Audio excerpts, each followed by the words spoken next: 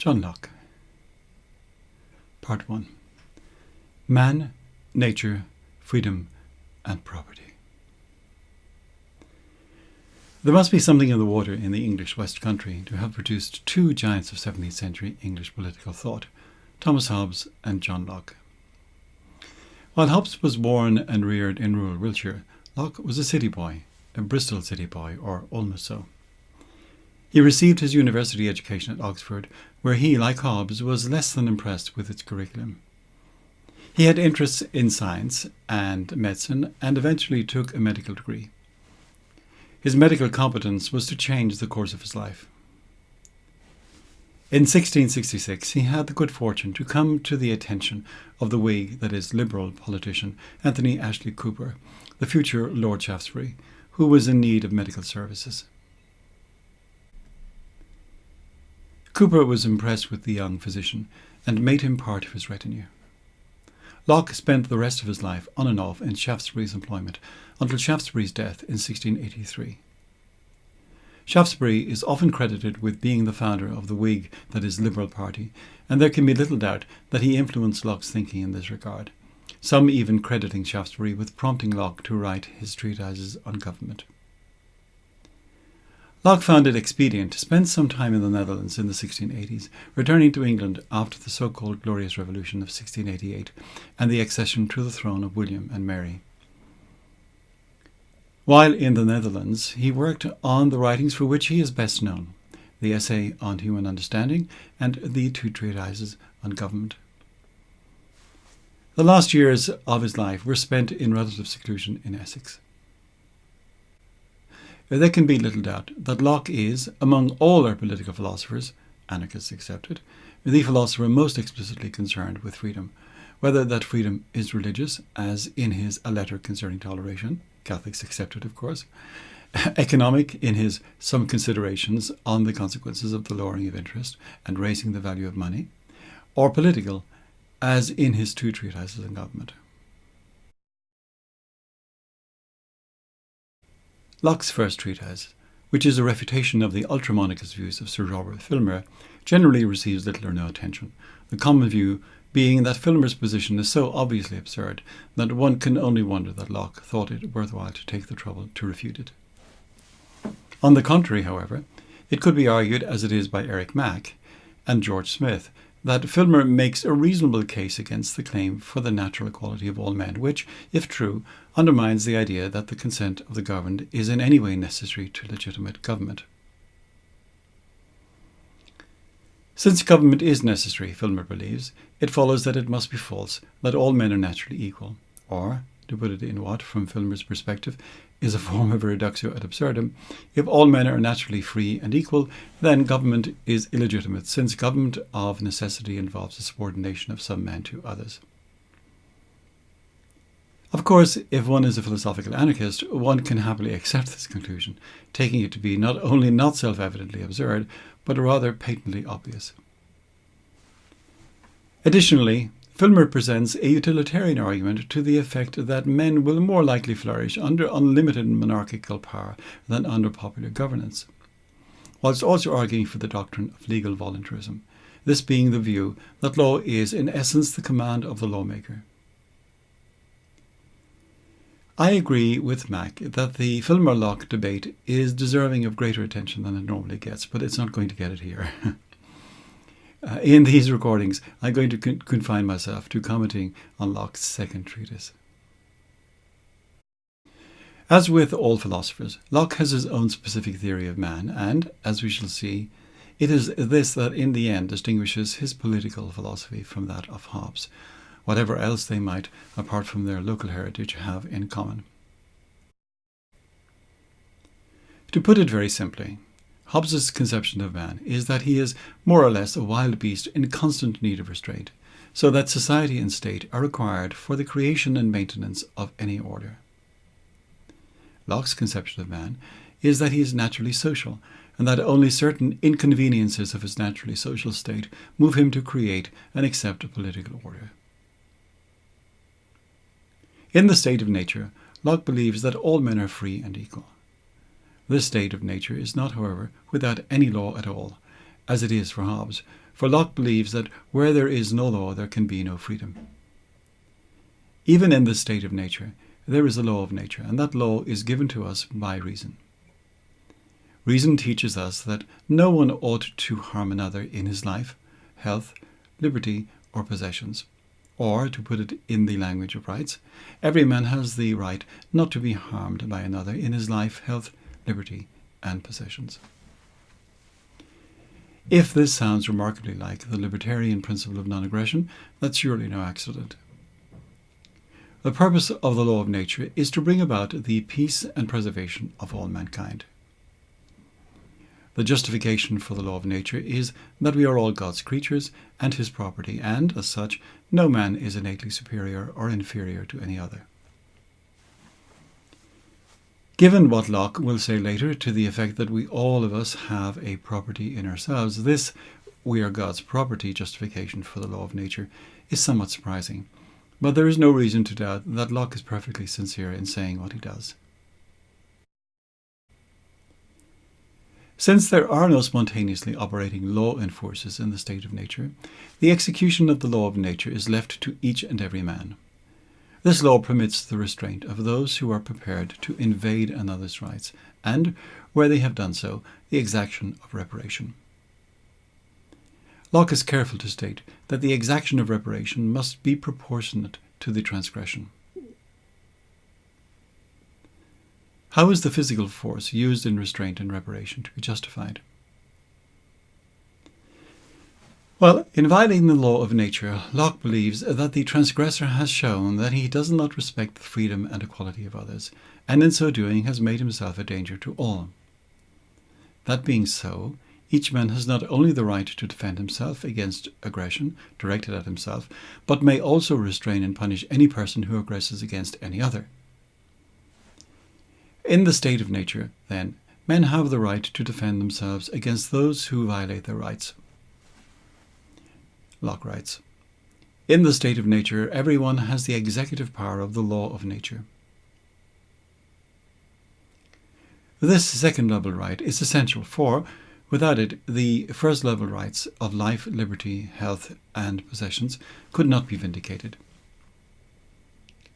And that all men may be restrained from invading others' rights, says Locke, and from doing hurt to one another, and the law of nature be observed, which willeth the peace and preservation of all mankind, the execution of the law of nature is in that state put into every man's hands, whereby every one has the right to punish the transgressions of that law to such a degree as may hinder its violation.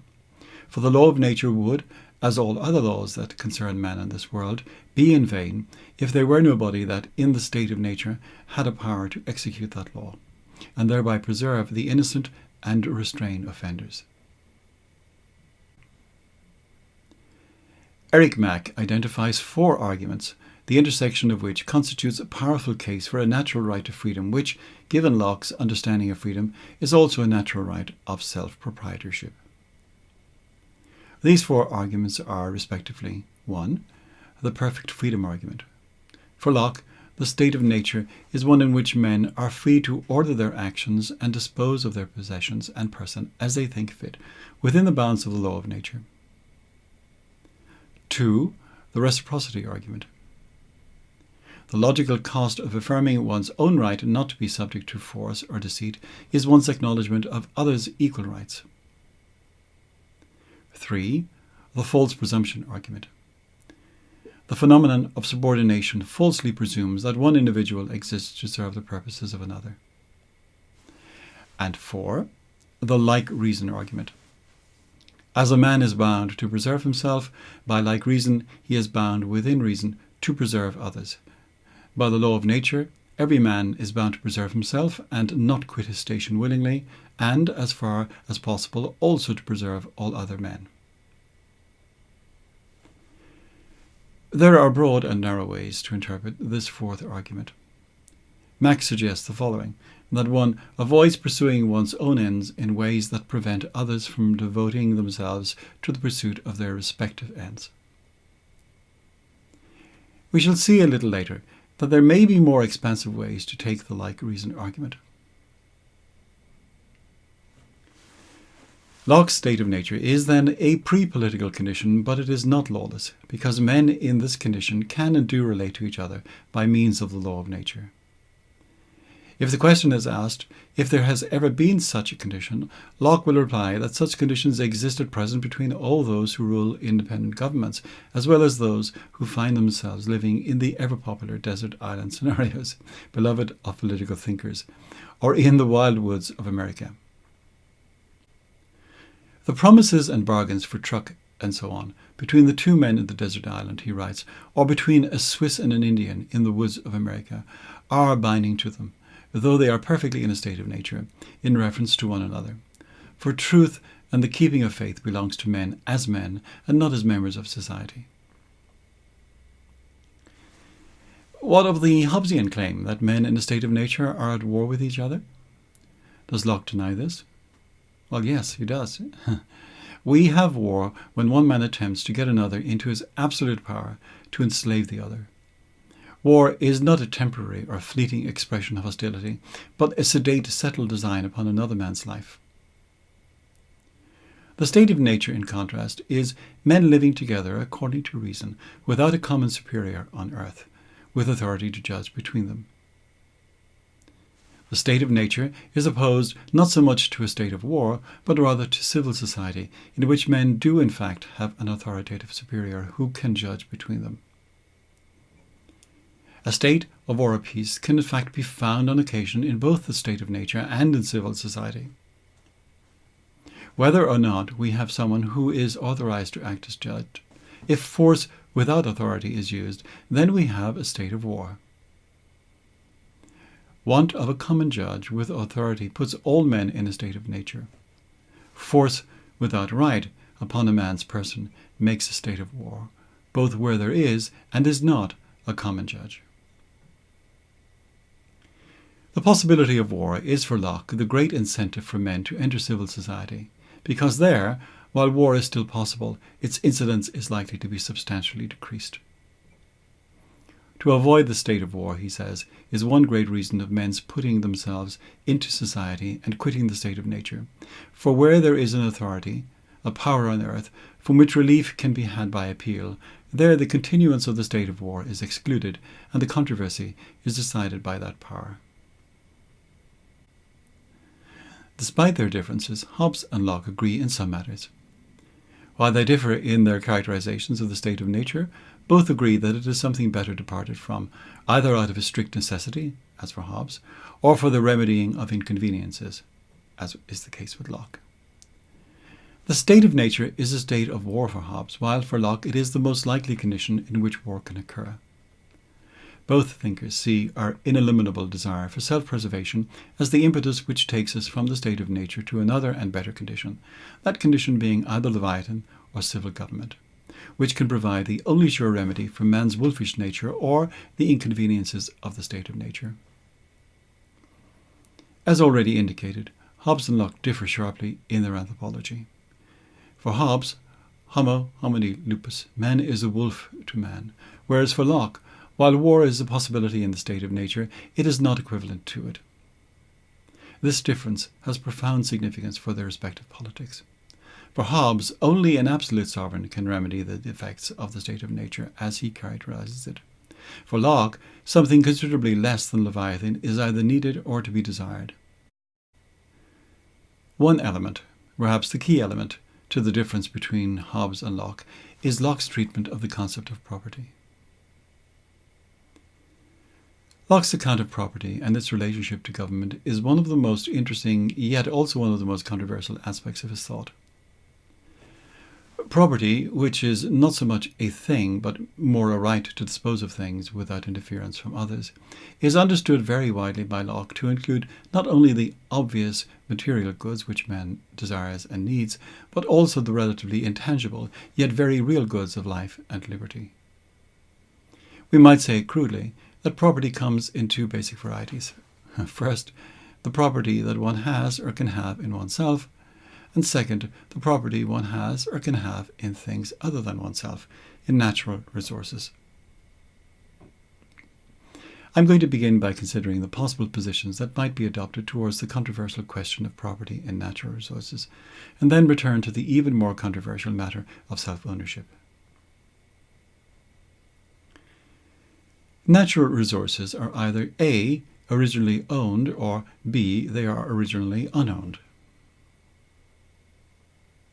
If natural resources are originally owned, that is A, then they are either originally owned by all, A1, or by some, A2. A2 has no serious proponents, and so will not be considered further. If they are owned by all, A1, then this ownership is either common, A11, or several and equal, A12, or several and unequal, A13. A13 has no serious proponents, and so will not be considered further. If natural resources are originally unowned, B, then they can come to be owned by all, B1, or merely by some, B2. B2 has no serious proponents, and so will not be considered further. If they can come to be owned by all, this comes about either by doing X, where X is a procedure requiring some intentional action, plus delta 1, where delta 1 is some intrinsic limiting condition, or by all doing X, where X is some procedure requiring some intentional action, and delta 2, where delta 2 is some extrinsic limiting condition, B1, 2. Is it possible to link any political theorist to any of these positions? Original common ownership, A11, appears to be Locke's opening position, though it may not be his final one. Original several and equal ownership, A12, appears to be the position of the so-called left libertarians, Peter Valentine, Michael Otsuka, and Hillel Steiner, and possibly the position of Henry George. I cannot think of anyone who defends the position of original several and unequal ownership, A13, or any of the variations of A2, original ownership merely by some. Position B1 appears to be the Rothbardian position. There is no original ownership. Ownership is in principle available to all by employing the requisite procedure, in Rothbard's case what he calls homesteading, a variation on the Lockean labour mixing criterion, and the intrinsic condition, which could in principle be null, is the deployment of a restriction in initial acquisition emanating from the homesteading procedure, hence intrinsic. Position B12 appears to be Locke's final position, and perhaps also that of Nozick. Here, nothing is actually owned by anyone originally. Natural resources are acquired by X using the requisite procedure, in this case, the mixing of labour, or, understood more expansively, by improvement, and the extrinsic limiting condition is the proviso that enough and as good be left for others. The proviso is extrinsic because it is more than a simple implication from the acquisition procedure. Positions B2, no original ownership, ownership available in principle only to some, plus various conditions, do not appear to have any adherence. Though the earth and all inferior creatures be common to all men, yet every man has a property in his own person. This nobody has any right to but himself.